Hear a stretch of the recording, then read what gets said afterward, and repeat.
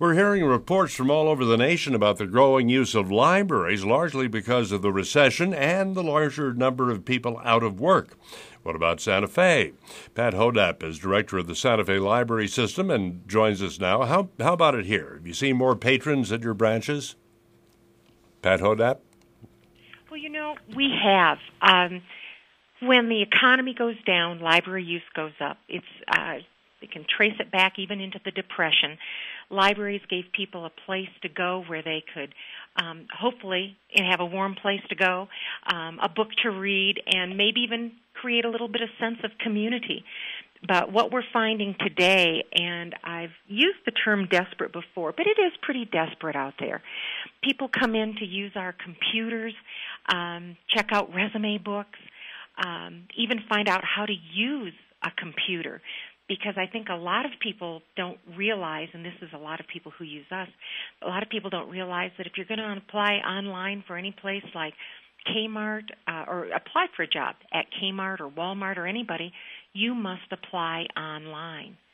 Wow, that's a new one, isn't it? That started about a year and a half, 2 years ago. And if you think about who's applying for a job, maybe even a part-time clerk job, they probably don't own a computer. They don't have access to one. Or if they're hiring seniors, as some of these stores do, they've never used a computer before. And so when they come in the library, we help them set up their first email address.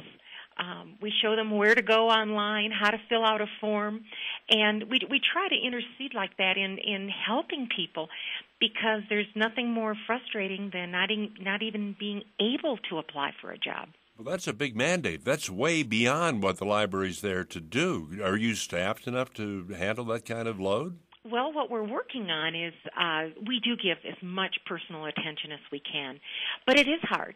It is hard, and one of the things we're going to be setting up, hopefully by May or so, is we had been given funds by a private donor here in town to buy wireless laptops so that we can use them in the library for classes. And our staff are really excited about this. So we could say, come in Saturday morning at 10 o'clock and learn how to set up an email account. Or come in Saturday morning and see what resume sites are available. And everybody would be sitting at their own computer. We're really excited. This has helped around the country so that you can teach more than one person at a time.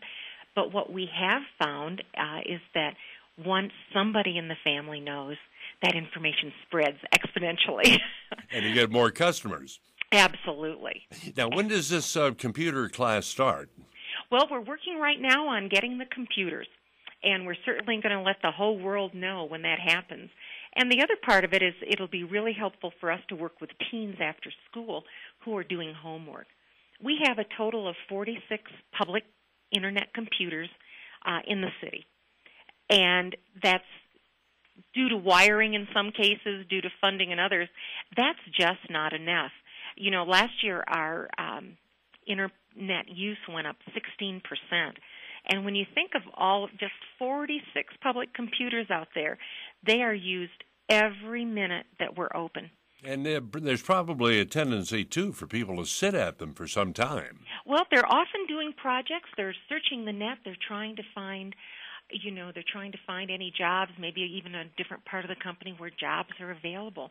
And we had over 144,000 people use those 46 computers last year.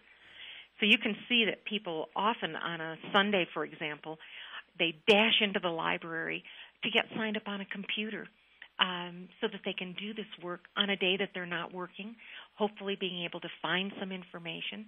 And by about 11, 12 o'clock, we're open on Sunday. By 2 o'clock, every single computer is booked. Another indication libraries are going more and more electronic. We are, but the follow-up is when people really want to get down to business and write a resume, they need the books. They need samples, they need examples, and we, of course, provide the materials that way also. Last year, and our fiscal year goes through July, so last year we had over 100,000 more visitors than the year before. And also we had over 100,000 items checked out. That's almost a 20% increase in items being checked out. So people are using the internet, but they're also taking advantage of the materials that we make available. How much was your donation for the computers? It was $20,000. And that will buy how many? Well, we're very chary about how we spend our money. We're looking at there's a special computer kind of a school packet where the computers can be locked into a case because we're always very concerned about things walking. And this is probably going to cost us $1,500 to $1,800 a computer because we have to go high end to be able to have people access everything that we have available. So we're looking at 10 to 15 computers, and that will just be a boon for us.